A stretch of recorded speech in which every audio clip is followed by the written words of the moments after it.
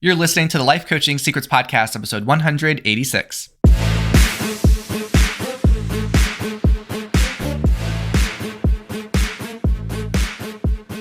Did you know that life coaches are needed now more than ever? I'm Frank Macri, founder of Thriving Coach Academy. I've trained over 1,000 coaches and helped them launch their own successful coaching businesses. If you want to make an incredible income and impact as a coach and have a lot of fun doing it, I'll show you exactly how to get it done. This is Life Coaching Secrets. What's up, coaches? In this episode, I went into the vault of previous episodes from the show, and I found one of our favorites to share with you again today. It is all about navigating your relationship with money, and I am so excited to share this with you. So without further ado, here is the episode. Enjoy. In this episode, we are going to talk about debt. What an amazing thing to talk about, right? Something we all love to talk about. Debt. So I've been posting a theme of episodes, I realized. More of the episodes lately I've been sharing have been around money and understanding how money works, your thoughts about money, your relationship with money. And I think it's very important that I talk about money because, first of all, money is one of the topics that will bring up the most stress for your clients. It is one of the topics that brings up the most stress for people. And also a lot of confusion and overwhelm and shame. So I also like talking about money on this podcast because if you plan to become a coach and also run a coaching business, you must have a understanding of how money works, and you must have a strong and healthy relationship with money. Now, there's a lot of things about money that we're either not taught, or a lot of things that we're taught that are not healthy beliefs to have around money. So when I decided to pursue my own coaching business, I had to really examine what my beliefs were about money and what thoughts I had about money and how to use it. And a lot of those were very different from how I was raised to approach money. So as I go through this conversation about good versus bad debt, I want you to know that if you've been approaching the idea of debt in your life wrong, then it's not your fault because we're not taught these things, okay? We're not taught how to navigate financial decisions and make smart investments in ourselves. All right, so let's talk about debt, particularly what is good debt versus bad debt, because there is a difference, okay? That's the first thing to understand. Not all debt is created equally, all right? So debt is actually neutral. So it's really important, the very first step that you take when you consider any kind of debt you're looking to take on in your life, that not all debt is bad, okay? That is a limiting belief that many people have when it comes to their finances. They think, oh, there's debt that will be incurred and that is a bad thing. Debt is not bad, debt is neutral, meaning it's not good nor bad. So it's very important when you look at financial decisions in your life, you don't think, oh, okay, that's going to give me debt, so therefore it's bad and therefore I shouldn't do it. This is a way that you will limit your growth and your progress and your results and also the amount of money you can make, because there are ways that you can intentionally take on some debt to create more money in the long run, which is what I'm going to talk about in this episode. So another reason that people struggle with the concept of debt is because some people think that having no debt is like something to be proud of, like it's a badge of honor. They consider it to be an impressive thing. So I want to pose to you that being debt-free is not something that you need to wear as a badge of honor. In fact, I don't know a single 6 or 7 figure coach who got to that level of success in their business by being debt-free the whole journey. Okay, every single financially successful coach that I know, including myself, have taken on debt intentionally in order to progress our goals and our coaching businesses. So if you think about trying to live a debt-free life and you think that this is maybe the smartest way to approach your goals and dreams, I want you to think about that a little bit differently as you listen to this episode. So the reason that my life has become so amazing and my coaching business has done so well is because of the debt that I strategically took on, right? And the reason I see many of our coaches in the academy take off their business is because of debt that they strategically decided to take on, okay? Now, I believe that it's actually better to have good debt in your life than have no debt in your life. It's better to have good debt in your life than have no debt in your life, okay? And that is because you can use debt in your favor to create an extraordinarily better life for yourself. You can use debt in your favor to create a better life for yourself, okay? So when you think about financial decisions, another thing to look at is this truly a debt, meaning something that's just going to result in a loss, or is this an investment, okay? Because it might be more appropriate to label certain financial decisions as an investment instead of just labeling off any way you spend your money as a debt that you're incurring, okay? Another way that you can help to train your mind to see things this way is when you're looking to invest in something, ask yourself, how will this investment open things up for me in the short term, in the long term? How could this investment improve my income? How will it transform me as a person? Okay, that's very important that you start looking at financial decisions as not just how much is this going to cost me, what am I going to lose, but how am I going to grow from this? What is it going to give me? What will I gain from this investment? All right, you will start seeing that many of the things that you just label as a debt could actually be things that could create an investment for you. Okay? Now, if there's any financial decision you're looking at in your life right now that will improve and increase your income, then that is a smart debt for you to invest in. Therefore, if you avoid it or if you decide to not invest in that thing, then it is not smart to do that. All right? So any debt that you're considering that's going to give you a return, you will get an investment from that, then it is smart for you to take on that debt. That is the good kind of debt that you want to take on. Okay, so for example, I've shared this in another episode. I remember I was looking to hire a coach and enroll in their program. And this was years ago, I wanted to increase the revenue I was bringing in my business. And I knew that hiring this coach, I knew that I was going to be able to make more from going through that coach's program. But I decided to hold off because I thought, maybe I'll wait for a better time, or, maybe I can just let some things simmer down in my life. And I waited 6 months, and then I joined this coach's program, and to no one's surprise, I was generating more money in my business almost immediately. I was generating about $10,000 more per month in my business. So of course that's amazing. I was very happy about that. But the thing that I really took away is that the 6 months that I waited were 6 months that I could have been making at least an extra $10,000 a month in my business. So there was a loss of at least $60,000. Okay, because I thought, maybe I should wait. But really, when I looked at that procrastination a little bit closer, I was thinking, I don't know if I should pay for this program because it's going to be a debt that I'm taking on. I don't know if I want to have that debt.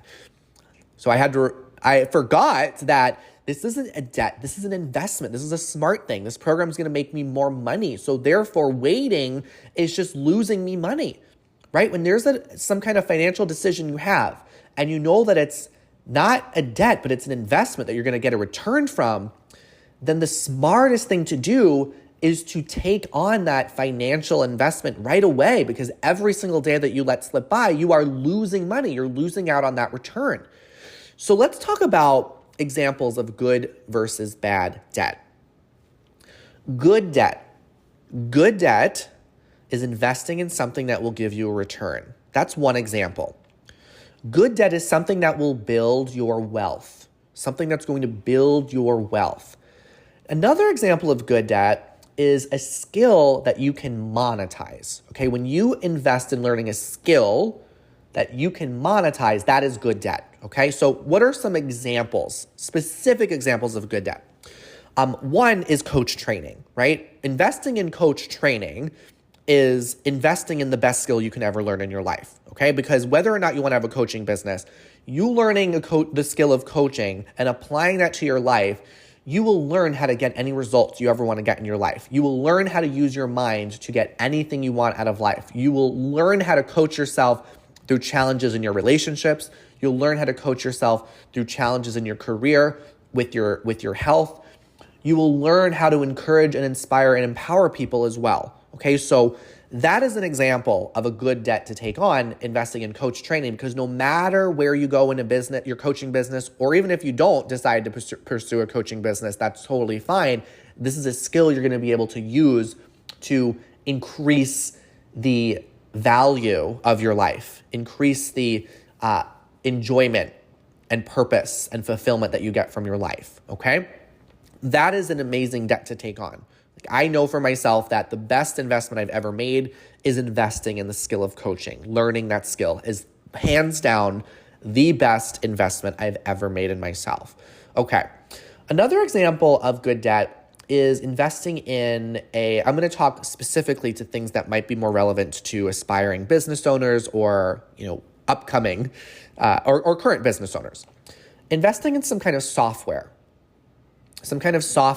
that might allow you to get things done faster or allow you to expand your reach. So if you're investing in a software that's going to put you out and put your offer or your business in front of your ideal clients, then this is a smart investment to make, because you might pay for that software, but it's going to generate you more in the long run.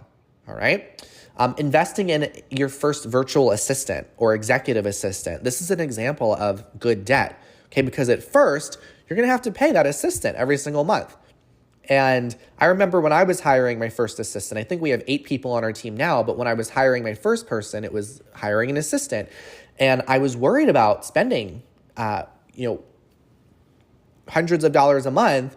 I think at the time I had the assistant work just part-time. So I was worried about investing and spending several hundreds of dollars a month, because I thought, oh no, I'm going to, have debt and I'm going to be spending that money. But I had to remind myself, wait, having that assistant is going to take things off my plate. So I'm going to be able to use my energy in a more productive way. And the assistant's going to help me generate more business in the long run. And that's exactly what happened. Okay.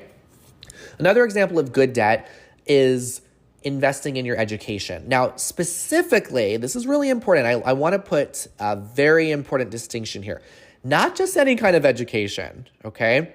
But investing in education where you're going to learn a skill that you can monetize, okay? You must learn a specific skill that you can monetize. Just learning information is not enough. You must learn a skill that you can monetize, all right? And then good debt is also anything else that's going to save you time or make you more money. Anything that's going to save you time or make you more money, all right? So some of our students, when they enroll in the academy, they take out some debt. Like for many people who want to become coaches, the first debt that they incur is the debt of coach training, is learning how to be a coach. I mean, if you want to have a coaching business, you need to know how to coach. That's step one. You need to know how to coach well and have mentorship and practice and learn proven frameworks and tools. Okay, so this, for coaches, the very first investment you make in your business is learning the skill of coaching, okay? And when you do that, there is the temporary debt. And you have to have a conversation with your brain as you're doing this, right? You have to remember, okay, I'm investing in the very first and most important skill, the skill that I'm going to monetize. And for a lot of you, this is going to be your first time learning how good debt versus bad debt works, okay? So this is why I'm making this episode, because I want you all to consider that when you are looking to grow a business and make more money, becoming and learning how to coach is going to be an investment, your very first way to do this in real time, okay? So for a lot of our coaches, we see that they take out the debt, they make an investment in becoming a coach, and then usually by halfway through the program, we have at least 50% of our coaches that start attracting clients and paying clients and making their money back. So they start seeing, okay, like for example, in your third month after coach training, maybe you make $2,000. And then the month after, you make $4,000 from just coaching. And then your fifth month, you make $6,000. Then your sixth month, you make $8,000. So you just go up and up and up. And then before you know it, you realize, okay, I've now earned that money back from learning this skill. This skill allowed me to earn that money back. And now everything on top of that is just pure profit. I'm able to take that and go wherever I want to go with it, okay? And then for many coaches, after they go through coach training, the next thing that they do, because as a business owner, you're going to have a lot of decisions on things you need to pay for, right? There's no one who gets an award for, running their business without getting any help. So you will often look at, okay, what is maybe a software that would help me run my business smoother, that will help me put my offer in front of clients, that will help me get my message and story out into the world? Or who is an assistant, virtual or executive assistant, that I can hire to help make things easier, to help take things off my plate so I can focus more on the coaching and allow more clients to come in. All right, so these are some examples of how you will be approaching this good debt versus bad debt question as you begin to grow your coaching business. So what are some examples of bad debt? Let's talk about that. Bad debt is just something that you spend money on and you don't get anything back from it. Okay, so an example of that is spending money on education or even a degree that's not going to teach you a skill you can monetize. Okay, so if you are spending, like I hear sometimes when people are looking to become a coach, I've heard people say, oh, well, I was thinking of doing coaching or maybe going back to school to become a social worker or get my master's in counseling. And what I present them with is, okay, are you going to learn a skill that you can monetize, but not just monetize, but be able to earn what you want to earn? Be able to earn what you want to earn, okay?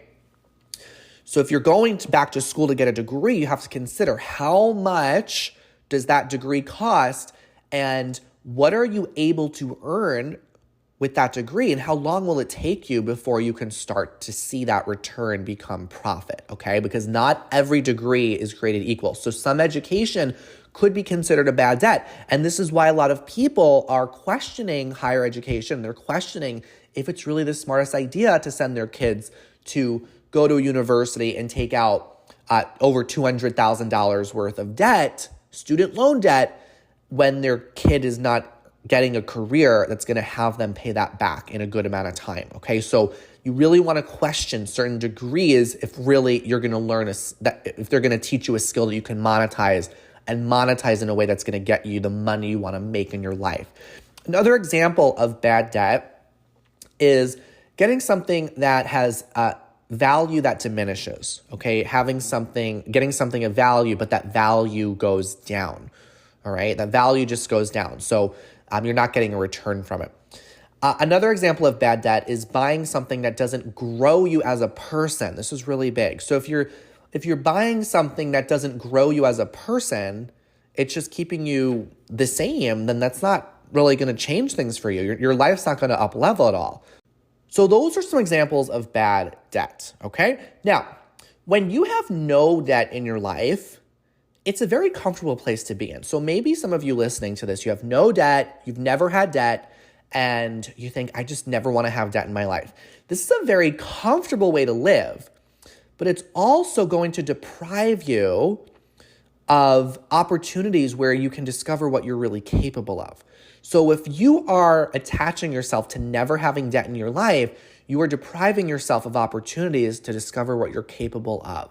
And a lot of times people do this because they are afraid. They are afraid that they're going to lose their money and they're going to end up homeless on the street. This is the biggest fear that many people have. And out of all of these years of talking to people about their money, and also all of my clients that have worked with me, because my program is not cheap and I charge a premium, I stack on the value.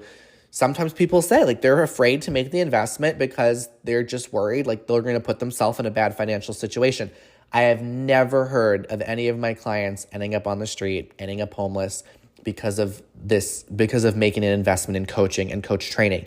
And it's because coaching grows you as a person. So you don't go backwards when you invest in coaching. You go forwards in your life, all right? So if you want to avoid debt, if you assume all debt is bad and you just want to avoid it, then you're only going to go for things that are cheap and easy and convenient at the expense of things that are valuable and things that will transform you. Okay, so an example of this as well is sometimes I have admissions calls with prospective students, and they tell me that years ago they went with some cheap coach training program because they just wanted to avoid debt. They just wanted to stay within, quote, their means. And they thought that was the sensible thing to do. But what they realized as they got into that cheaper program is that it was lower quality. And they weren't given all the resources they needed. They weren't taught how to actually grow a business. They were just given a certificate and told to figure it all out. And the result is that that coach was left thousands of dollars or hundreds of dollars out of their pocket.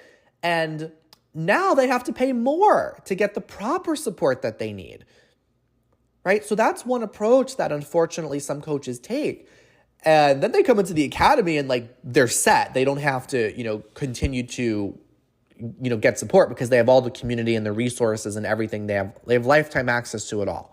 So that's one example of how someone might limit themselves if they avoid debt in their life. They might actually cost themselves getting real value and true transformation versus someone who realizes that not all debt is bad. There can be good debt. There's something that is known as intelligent risk. So you must be willing to take intelligent risks if you want to reach your potential and see your dreams come true.